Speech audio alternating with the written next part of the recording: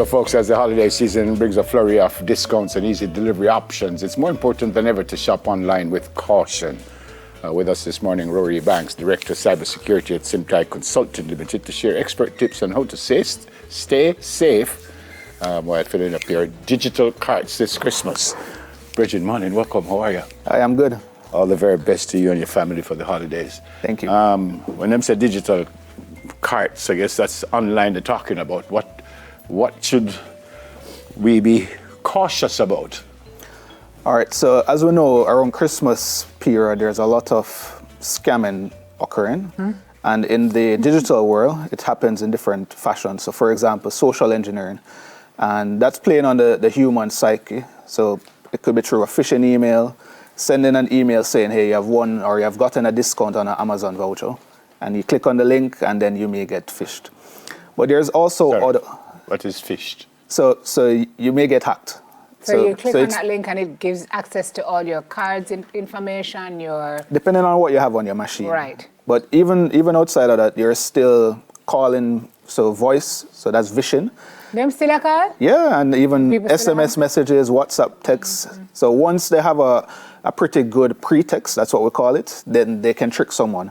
And your pretext is, could be an email address close to yours or... So the pretext is really what you're going to use as a scenario to say that you have won something.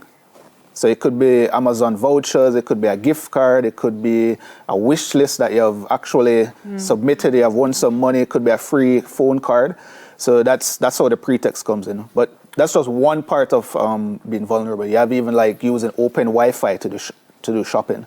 I highly suggest that do not do any type of shopping, any type of purchasing on any type of free or open Wi-Fi because you don't know who else is on that network and they can capture your information, especially your credit card details or your debit card details.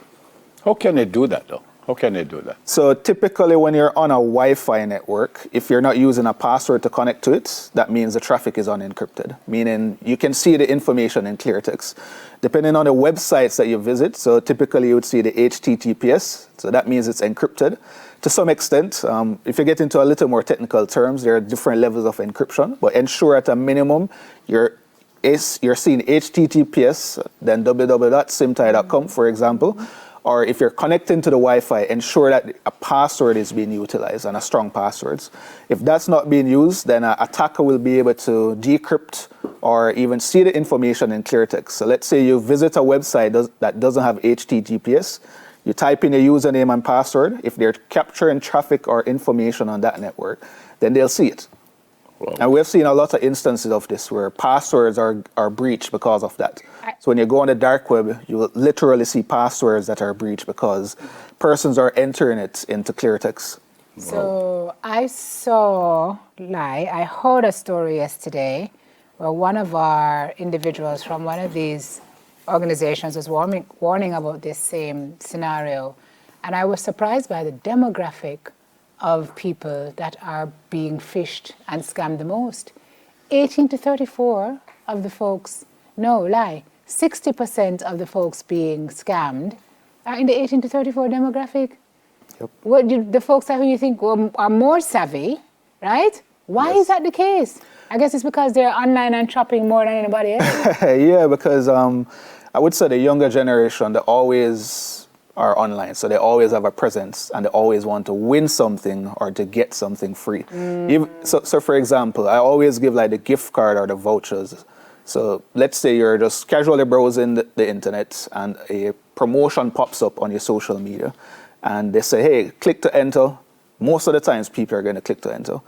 Because the younger generation is on TikTok, Instagram, all of these different social media platforms, it's easier for attackers to catch them. And if anybody tells you that, hey, you're going to win $10,000, you're going to win $50,000, just submit your information. Most of the times, they're going to do it. So that's why sensitization and training is very important. Because if it's too good to be true, more than likely it's a scam. You said, and we're talking about Christmas, but this happens right through the year, doesn't it? Right through the year. However, around holiday periods, it's more, there's more increase. So for example, even in the US around Thanksgiving, you'll see an increase because there's Black Friday deals, Cyber Monday deals. So you'll see a lot of scamming occurring. And then Christmas, You'll even see it's happening here locally. Obviously, I couldn't do it because I have no idea about what's going on. But how easy would it be to find out who is doing this? It's not as easy in some instances because it depends on how much technology is being utilized. So for example, if they're going to send an email, they're going to create a fictitious email address that it's coming from.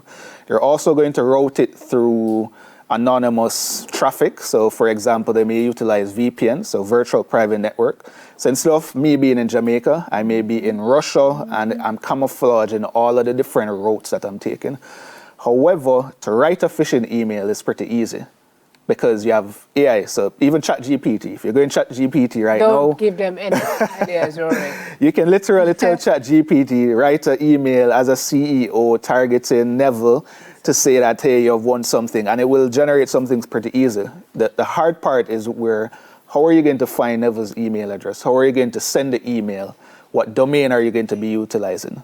So those are the more difficult part. Are you going to be able to find that email signature that matches so that it will trick the persons? So to me, when you're doing like the vision, which is the voice, or the SMS, or the WhatsApp, that's the easier one. Because you don't need the email signature, you just need a phone number and a good pretext. How assured can we be this season that our financial institutions, for example, have us, under control and have us and our information safe? I got a call from my bank about 3 weeks ago that they had to shut down my card because somebody in Rory was trying to put thousands of dollars of US dollar purchase on the card. And my first question was, how did you catch it? Yeah. Which is great, right? But how can we know that we can trust our institutions to keep us safe during this period? So the good thing with the financial institutions is that they have different compliance regulations that they must follow, and they have to have different cybersecurity programs in place. So for example, we do a lot of work with financial institutions. So we would do security assessments, we test their financial applications, their mobile applications. They have to do continuous training. So there's a lot of technology. So you test it for rigor? Yes. Okay. And different scenarios and situations, because what if there's an insider threat? You also have to test from that perspective. So not just someone externally getting your information, but also from the insider. I've said this many times, and I still think so, that the internet is the greatest invention in history. But,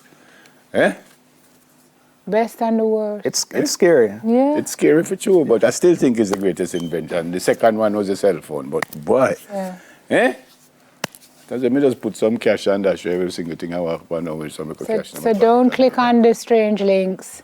Don't just put your card information out there willy-nilly. Correct. Look for the HTTPS. And so I can give you some more. So for example, Quickly. even when you're doing your transaction, don't use debit card. I recommend using credit card. Ensure that because credit cards you have fraud protection and there's insurance associated. It's not your money that's debit card is your money. It's your money. Goodbye. And ensure that you have notifications enabled. Yeah. So any transaction that occurs, you get notified. Yeah, man. Thanks, Virgin. All the best to you and your family. All right, thank you. Director of Cybersecurity at Simpai Consulting Limited, Mr. Rory Ibanks. So when you buy my card, right?